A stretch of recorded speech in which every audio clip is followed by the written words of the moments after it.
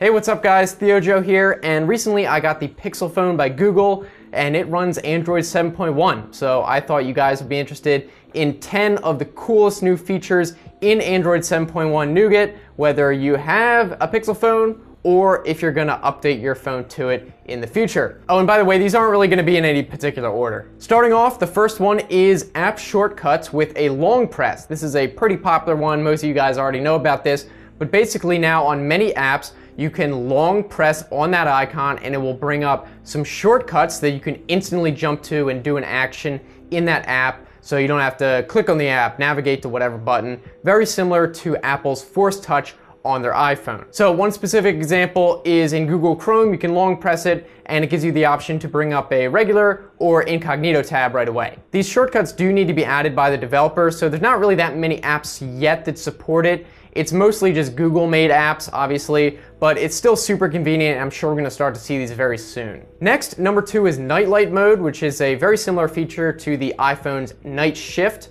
as well as the program Flux if you have that on desktop. So what this basically does is removes blue light from the screen, specifically at night, and shifts it more towards orange, because we know several studies have showed that blue light, bright screens, tend to keep you up at night. So this will remove that light that interferes with your ability to fall asleep. And I'm really glad they added this feature, because before on older versions you had to use these third-party apps that didn't really work. They just kind of overlaid this ugly red filter. It looked terrible. I'm just glad they have it as a native feature now. Next, number 3 is the System UI Tuner, which is actually kind of a hidden feature. What you do to enable this is pull down the notifications menu and then you hold down the cog wheel and a wrench will appear to show that it's enabled. And now in the settings, you have a System UI Tuner menu. And this will give you some extra options that aren't usually available. So for example, enabling the battery percentage to show up in the status bar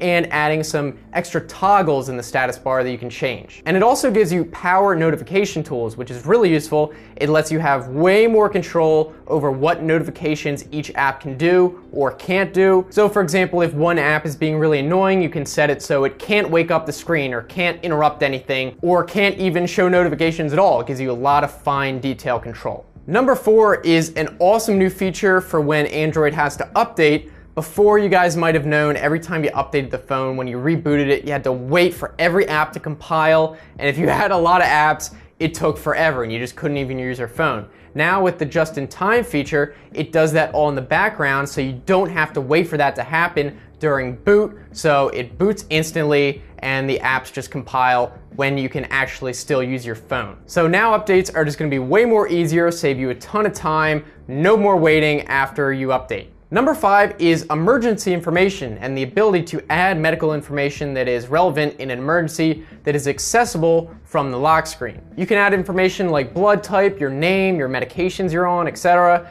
So if you pass out or something, paramedics can look at your phone and get all that relevant information. The only issue I see is that it's kind of hidden away from the lock screen. You have to click emergency, then click emergency information a couple times, and then it shows you the information. So I don't think most people are gonna even know that this is there, so might not help as much, but I guess if these medics are taught that that information is there, might still be useful. Next, number 6 are moves, which are basically like physical gestures you can do to activate certain things.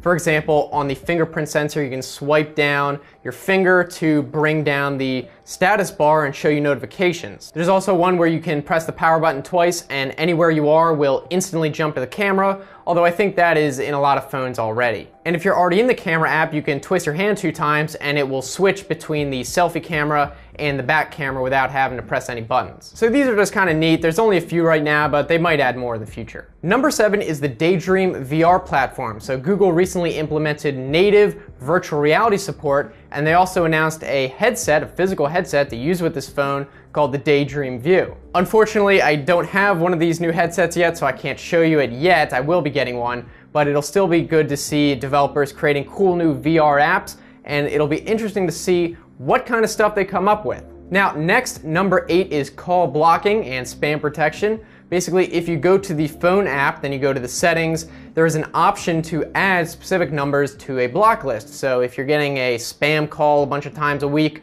or one person you just want to completely ignore, you can add that number to the block list and you won't have to hear from them. Also, they added a spam blocking feature. It's on by default. You can see that in the settings. So this will just block spams and scams. So that's nice. Coming near the end, number 9 is a small new feature, but still appreciated. Now, if you go into the app switcher and scroll all the way to the top, it will now show a clear all option. So if you want to clear out all the recent apps, you don't have to swipe each one individually anymore on stock Android. Obviously, other phones and skins like Samsung have had this for a while, but now it's nice that they added it into the native Android. And finally, number 10 is hundreds of new emojis. I think we can all appreciate this. It complies now with Unicode 9, which added a bunch of them. And one of the notable things is now for most of the people emojis, you can have different skin colors. So it's supposed to be gender and race neutral, so you can basically pick whatever one you want. And what you do is when there's a person emoji, you can hold down on that and it will show you all sorts of different variations